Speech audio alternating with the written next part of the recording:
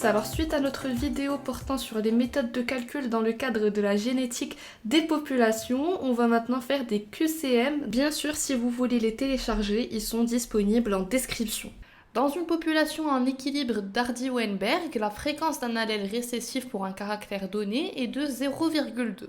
Le pourcentage des individus présentant le caractère dominant à la génération suivante et les différentes propositions correspondent à des pourcentages qui sont en fait des possibilités de pourcentage d'individus présentant le caractère dominant à la prochaine génération.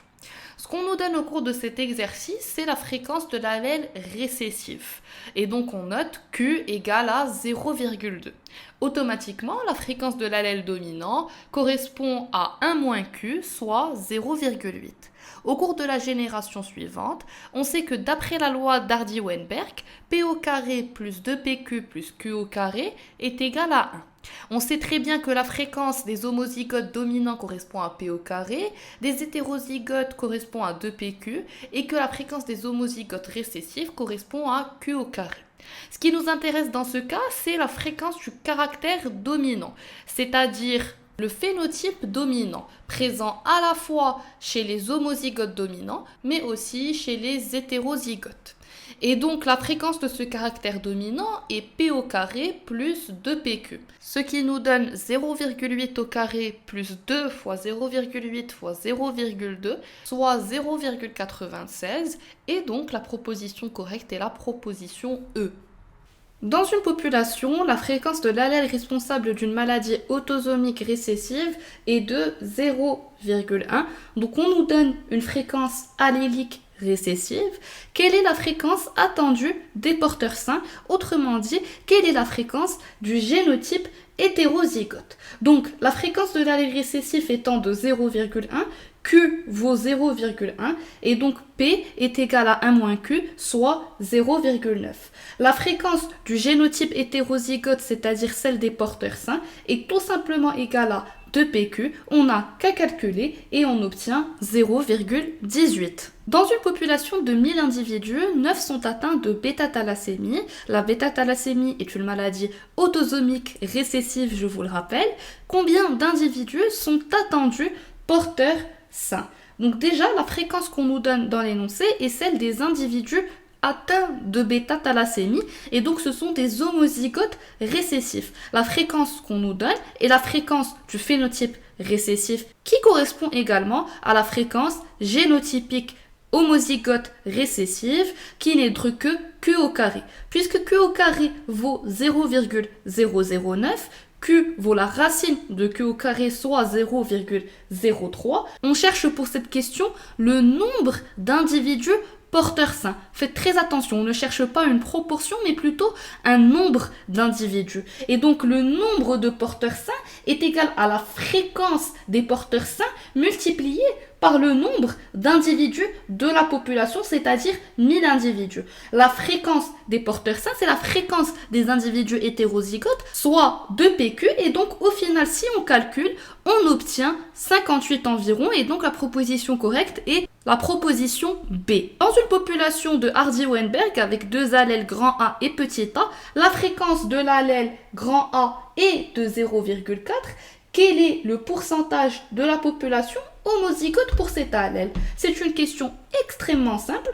On nous dit que la fréquence de l'allèle A est égale à 0,4 et donc P vaut 0,4. Le pourcentage de la population homozygote pour cet allèle est tout simplement P au carré, soit 0,4 au carré et donc 0,16 et donc la proposition correcte est la proposition B. Le pelage noir est un caractère autosomique dominant chez les cobayes, la couleur blanche étant récessive. Une population qui obéit à la loi d'Hardy-Weinberg contient 336 individus noirs et 64 blancs. La fréquence de l'allèle noir dominant est. Avant de passer au calcul, on va analyser l'énoncé. Donc on nous parle d'un allèle responsable de la couleur blanche récessive, donc la fréquence de l'allèle récessif est Q. On nous parle de 400 individus au total et on cherche la fréquence de l'allèle noir dominant, soit P. Donc sur les 400 individus, 336 sont de couleur noire et 64 sont de couleur blanche. Donc la fréquence du phénotype dominant est 336 sur 400, soit 0,84. C'est comme je vous l'ai dit, la fréquence du phénotype dominant. La fréquence de ce phénotype correspond à P au carré, c'est-à-dire la fréquence du génotype homozygote dominant, et la fréquence du génotype hétérozygote, soit 2PQ. Et donc P au carré plus 2PQ valent 0,84. Avant de continuer cette vidéo, laissez-moi vous parler très rapidement de notre site PrépSVT de préparation des concours de médecine, dentaire et pharmacie au Maroc.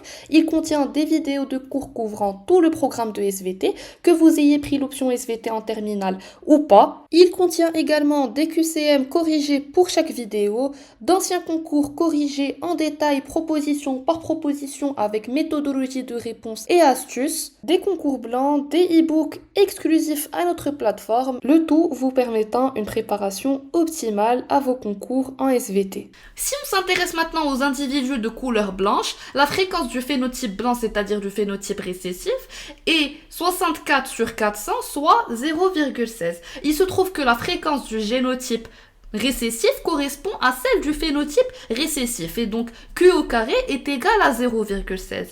Maintenant, ce qu'on cherche, c'est P. Donc, on a deux possibilités. Soit on va raisonner avec P au carré plus 2PQ, soit on va raisonner avec Q au carré. Bien évidemment, on va choisir Q au carré qui est égal à 0,16, tout simplement parce que P au carré plus 2PQ représente une équation à deux variables, très difficile à résoudre, tandis que si on prend Q au carré, on peut très rapidement extraire Q qui correspond à la racine de Q au carré, soit 0,4. P est égal à 1 moins Q, soit 0,6, et donc la proposition correcte est tout simplement la proposition C. Donc ce qu'on a compris à travers le QCM précédent, c'est que devant un énoncé, on cherche la fréquence du phénotype récessif qui correspond à Q au carré, on cherche ensuite la racine de Q au carré, soit Q. Pour obtenir P, c'est très simple par la suite, on va faire tout simplement 1 moins Q, et à partir de P et Q, on peut déduire les fréquences qu'on veut. C'est le même principe qu'on va utiliser pour ce QCM et pour tous les QCM suivants. Une population de grenouilles se compose de 9% de moucheture, la condition est récessive, et de 91% sans moucheture. Quelles sont les fréquences des allèles P et Q si cette population est en équilibre d'Hardy-Weinberg? Donc comme je vous ai dit, on va chercher la fréquence du phénotype récessif. Donc Q au carré est égal à 9%, soit 0,09. Q vaut donc 0,3 et P vaut 0,7, ce qui fait que la proposition correcte est la proposition C. L'hyperplasie congénitale des surrénales est une maladie autosomique récessive liée au gène CYP21A. Elle est liée à la présence de deux allèles anormaux avec perte de fonction de la protéine. La fréquence de la maladie dans une population est de 1 sur 10 000. Donc d'abord au niveau de la proposition A, on cherche la fréquence de l'allèle récessif. On nous dit que la fréquence de la maladie, et donc la fréquence du phénotype récessif, est de 1 sur 10 000. Donc Q au carré vaut 1 sur 10 000 et Q vaut 1 sur 100. La fréquence de l'allèle récessif est donc Q, soit 1 centième. La proposition A est une proposition correcte. La fréquence de l'allèle dominant est P, soit 1 moins Q, et donc 99%. La proposition B est correcte. La fréquence des homozygotes pour l'allèle dominant est de 9999 sur 10 000. Si on calcule la fréquence des homozygotes dominants, c'est tout simplement P au carré, soit 99% au carré, et le résultat est différent de 9999 sur 10 000. La fréquence des hétérozygotes est d'environ 2 centièmes. La fréquence des hétérozygotes est 2 PQ. Si on fait nos calculs, on obtient 198 sur 10 000, ce qui vaut effectivement environ 2 centièmes. Donc la proposition D est correcte. La plupart des sujets présentant l'affection ont au moins un parent présentant l'affection. C'est bien évidemment une proposition fausse car il s'agit d'une maladie autosomique récessive et donc la plupart des sujets ont des parents porteurs sains qui transmettent les deux allèles récessifs responsables de la maladie à leur enfant. La mucoviscidose est une maladie grave autosomique récessive. Sa fréquence est égale à 1 sur 3000.